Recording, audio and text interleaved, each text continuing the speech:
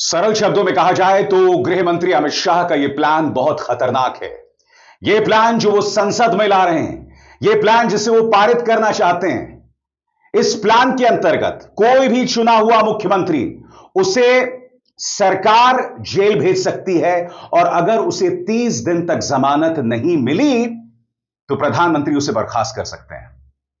दोस्तों, कल्पना कीजिए अगर बिहार के चुनावों के बाद तेजस्वी यादव राज्य के मुख्यमंत्री बन जाते हैं और अगर अमित शाह का यह कानून पारित हो जाता है तो किसी भी मामले में तेजस्वी यादव को फंसा दो, जेल भेज दो, नतीजा 30 दिन तक उसे जमानत मत होने दो, तेजस्वी यादव को बर्खास्त कर दिया जाएगा और यह ताकत प्रधानमंत्री के पास है। और उसी तरह से दोस्तों, अगर कोई प्रधानमंत्री 30 दिन तक जेल में रहा तो राष्ट्रपति उसे बर्खास्त कर सकते हैं। मैं आपके सामने दो चेहरे पेश करना चाहता हूं दोस्तों, अरविंद केजरीवाल, हेमंत सोरेन। ये दोनों ही मुख्यमंत्री जेल में थे। हेमंत सोरेन 30 दिन से कहीं ज्यादा जेल में थे और कल्पना कीजिए अगर यह कानून होता तो इन्हें बर्खास्त कर दिया जाता और इनकी सरकार गिर भी सकती थी, मगर उस वक्त यह कानून नहीं था।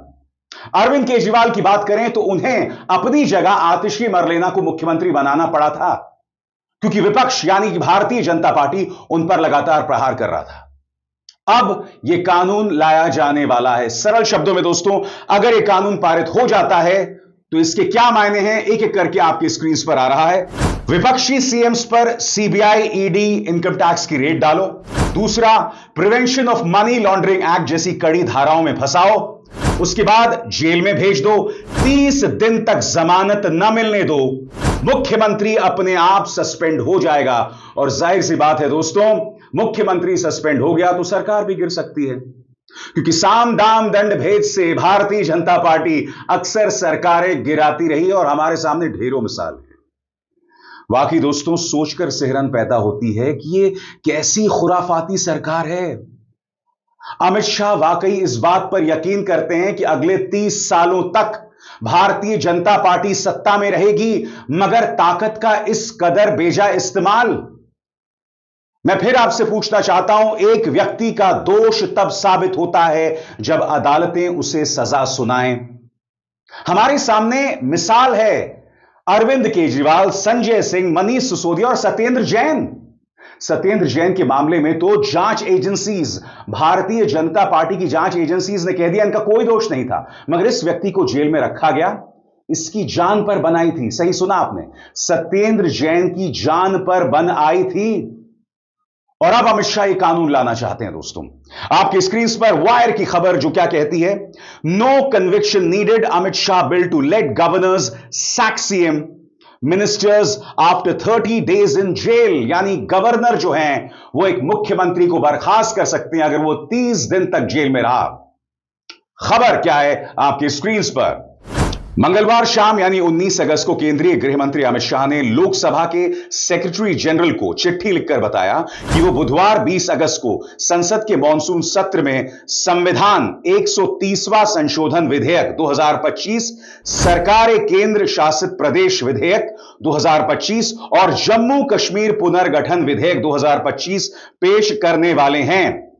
यह जानकारी वायर को पता चली है। आगे, इस संशोधन के तहत राज्यों के गवर्नर और केंद्र शासित प्रदेशों के लेफ्टिनेंट गवर्नर को यह ताकत मिलेगी कि अगर कोई मुख्यमंत्री या राज्य मंत्री 30 दिन तक जेल में बंद रहे तो उन्हें पद से हटाया जा सकेगा, भले ही दोष साबित ना हुआ हो।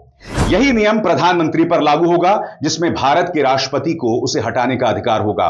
लेकिन असल में ऐसा होना लगभग नामुमकिन है क्योंकि केंद्र सरकार की एजेंसियां अपने ही प्रधानमंत्री को गिरफ्तार करके 30 दिन तक जेल भेज दें, यह लगभग ना के बराबर है और इसकी संभावना शून्य है।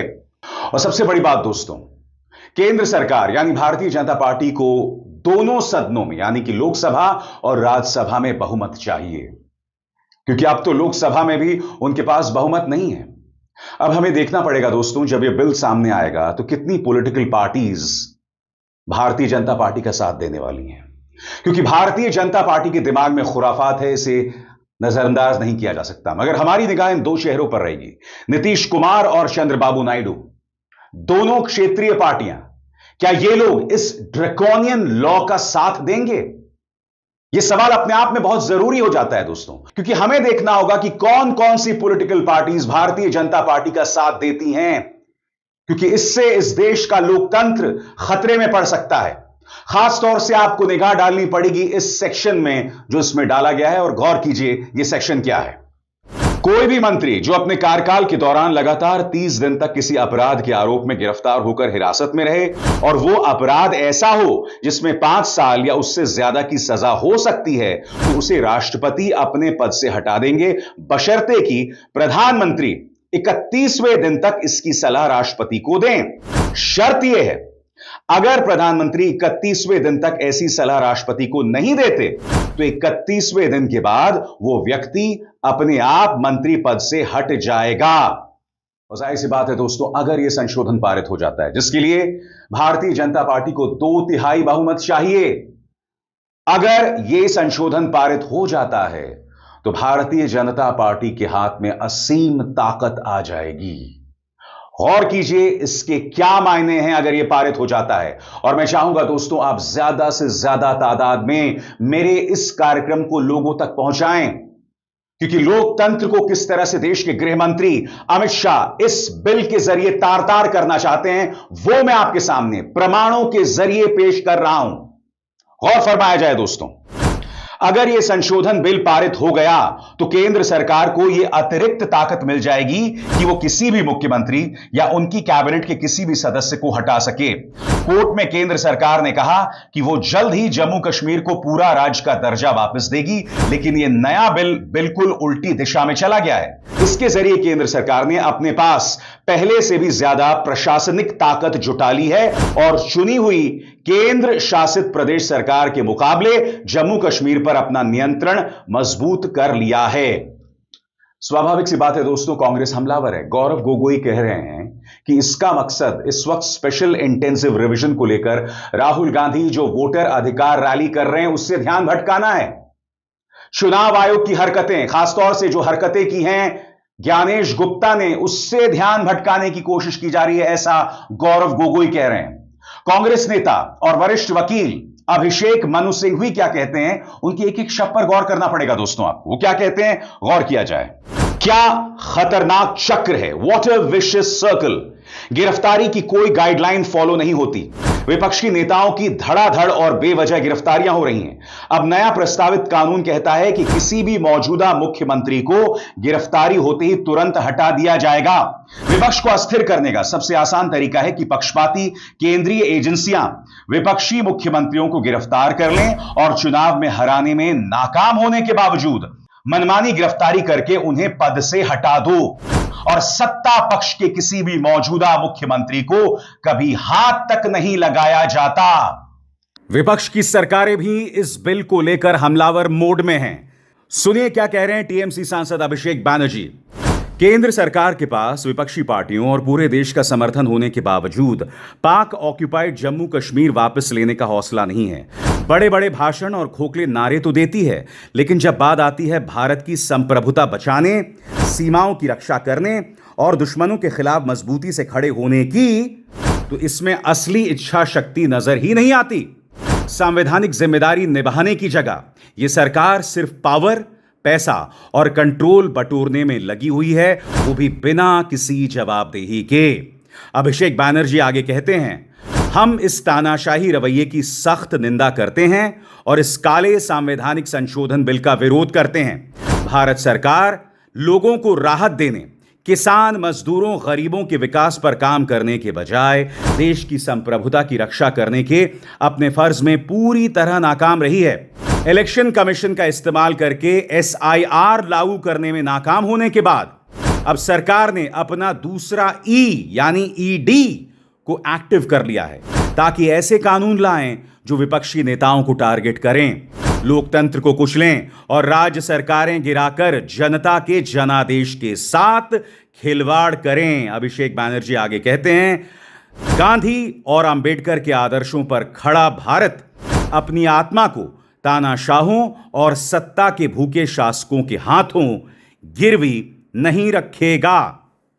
और आगे बढ़ने से पहले एक जरूरी संदेश मेरे कार्यक्रमों के लिए आप नोटिफिकेशन का इंतजार मत कीजिए। मेरे चैनल में जाइए और खुद जाकर कार्यक्रम देखिए और रहिए अपडेटेड। और हां, ज्वाइन कीजिए मेरा चैनल। देखिए यह जरूरी संदेश। स्वतंत्र और आजाद पत्रकारिता का समर्थन कीजिए, सच में मेरा साथी बनिए। बहुत आसान है दोस्तों, इस ज्वाइन बटन को दबाइए और आपके सामने आएंगे ये 3 विकल्प, इनमें से एक चुनिए और सच के इस सफर में मेरा साथी बनिए। मैं आपसे पूछना चाहता हूं, भारतीय जनता पार्टी के किस मुख्यमंत्री पर इस वक्त कौन सी जांच चल रही है? हेमंत बिस्व शर्मा कई मामलों में कटघरे में हैं, मगर नहीं साहब, उनकी जांच नहीं होगी। याद कीजिएगा, हाल ही में एक जज ने कहा था कि आप 3000 बीघा जमीन महाबल सीमेंट को क्यों दे रहे हैं? उन्होंने कहा क्या मजाक समझ रखा है आपने?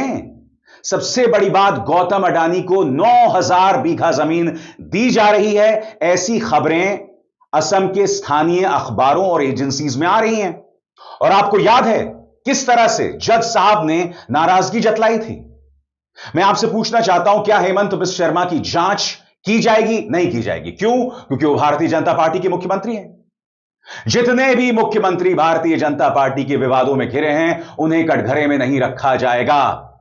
टारगेट किया जाएगा तो सिर्फ विपक्षी मुख्यमंत्रियों को। जैसे मैंने बताया, अगर तेजस्वी यादव मुख्यमंत्री बन जाते हैं और अगर यह कानून पारित हो जाता है तो जाहिर सी बात है उन्हें एक वाहियात मामले में जेल भेज दिया जाएगा। कई बार आप जानते हैं कि जजेस, उनका बर्ताव, उन पर सवाल उठता रहता है कि अमूमन जजेस जो हैं वो विपक्ष के खिलाफ जाते हैं, नॉन बीजेपी मुख्यमंत्रियों के खिलाफ जाते हैं। और हमारे सामने ढेरों मिसाल हैं। वरना मुझे बताइए, सत्येंद्र जैन मंत्री थे, क्यों इतने दिनों तक ये जेल में रहे? बताइए, महीनों तक ये व्यक्ति जेल में रहा, क्या जवाबदेही है? और अब जांच एजेंसीज कहती है इनका कोई दोष नहीं था, यह व्यक्ति जेल के अंदर मर सकता था। मगर ऐसा हो रहा है दोस्तों, और यह हर तरफ हो रहा है। मैं आपके सामने 2 पत्रकारों की मिसाल पेश करना चाहता हूं, द वायर के सिद्धार्थ वरदराजन और वरिष्ठ पत्रकार करण थापर। दोस्तों, क्या आप जानते हैं कि भारतीय जनता पार्टी की असम सरकार ने इनके खिलाफ देशद्रोह को लेकर मुकदमा कर दिया था। इन्हें सुप्रीम कोर्ट से राहत मिली। मगर आप जानते हैं केंद्र सरकार एक नया कानून लेकर आई है जिसका नाम है भारतीय न्याय संहिता। अब उसके अंतर्गत इनके खिलाफ केस शुरू हो गया है। सही सुना आपने, यानी कि हर कीमत पर भारतीय जनता पार्टी अपने ताकत का इजहार करना चाहती है, चाहे विपक्ष के मुख्यमंत्री हो या वो पत्रकार जो सत्ता से सवाल करते हैं। और बहुत ही सरल अंदाज में मैं आपको बतलाना चाहता हूं कि सिद्धार्थ वरदराजन और करण थापर को किस तरह से टारगेट किया गया। आपके स्क्रीन पर मई 2022 सुप्रीम कोर्ट ने सारे राजद्रोह के मामलों पर रोक लगाई और कहा कि इस औपनिवेशिक कानून को खत्म किया जाए। फिर दिसंबर 2024 पुराने राजद्रोह कानून की जगह भारतीय दंड संहिता में उससे भी ज्यादा सख्त कानून डाल दिया गया। अगस्त 2025 द वायर के सिद्धार्थ वरदराजन और करण थापर को असम पुलिस ने नए राजद्रोह कानून के तहत तलब किया, जबकि सुप्रीम कोर्ट इन दोनों पत्रकारों को राहत दे चुका था। मगर चूंकि बीएनएस भारतीय न्याय संहिता जो है वो मौजूद था, उसके अंतर्गत असम ने उन्हें फिर से तलब किया है। आप देख रहे हैं, सुप्रीम कोर्ट हर किस्म के राजद्रोह कानून को हटा चुका है, मगर गाहे बगाहे अलग अलग रास्तों से अमित शाह, भारतीय जनता पार्टी इस तरह से लोगों को टारगेट करती है। मैं आज सवाल पूछना चाहता हूं दोस्तों, क्या भाजपा को लगता है कि वो हमेशा सत्ता में रहेगी? क्या यही वजह है कि अमित शाह इस तरह के कानून लाना चाहते हैं? याद कीजिएगा, इन्होंने हाल ही में कहा था कांग्रेस को कि आप लोग 20 साल तक विपक्ष में रहेंगे। क्या इसी आत्मविश्वास के आधार पर अमित शाह ये ड्रैकोनियन कानून लाना चाहते हैं? याद कीजिएगा, संसद के अंदर उन्होंने क्या कहा था, किस तरह से नसीहत दी थी, हमला किया था कांग्रेस पर। सुना जाए। माननीय अध्यक्ष जी, इसीलिए ये वहां बैठे हैं और 20 साल तक वहीं बैठने वाले। यह अपने आप में निहायत ही शर्मनाक है दोस्तों कि अगर भारतीय जनता पार्टी को लगता है कि वो ताकत का बेजा इस्तेमाल करके विपक्ष पर निशाना साध सकती है, पत्रकारों पर निशाना साध सकती है। मैं खुद भुक्तभोगी हूं और आप जानते हैं कि किस तरह से मैंने इनकम टैक्स का सामना किया, दिल्ली पुलिस के एंटी टेरर सेल का सामना किया। एनफोर्समेंट डायरेक्टरेट यानी ईडी का सामना किया। मगर आज अब भी मैं सवाल पूछ रहा हूं और आगे भी पूछूंगा। मैं पीछे नहीं हटने वाला हूं क्योंकि यह मेरा कर्तव्य है बतौर पत्रकार। मगर कई ऐसे पत्रकार होते हैं जिनमें शायद हिम्मत की कमी हो या फिर जिनके पास मादा ना हो इस तरह से ताकत का सामना करने की। सबसे बड़ी बात जो भारतीय जनता पार्टी कर रही है वो लोकतंत्र पर करारा प्रहार है और इसका विरोध किया जाना चाहिए। इसीलिए मेरी आप सबसे अपील कि मेरे इस कार्यक्रम को ज्यादा से ज्यादा लोगों तक पहुंचाएं। अपने व्हाट्सएप में कम से कम 10 लोगों तक मेरा यह कार्यक्रम पहुंचाएं ताकि जनता की आंखें खुलें, दूध का दूध और पानी का पानी हो सके। क्योंकि इस मंच पर मैं लगातार सवाल उठाता रहूंगा, सत्ता से सवाल करता रहूंगा, जवाब मांगता रहूंगा। अभिसार शर्मा को दीजिए इजाजत। नमस्कार।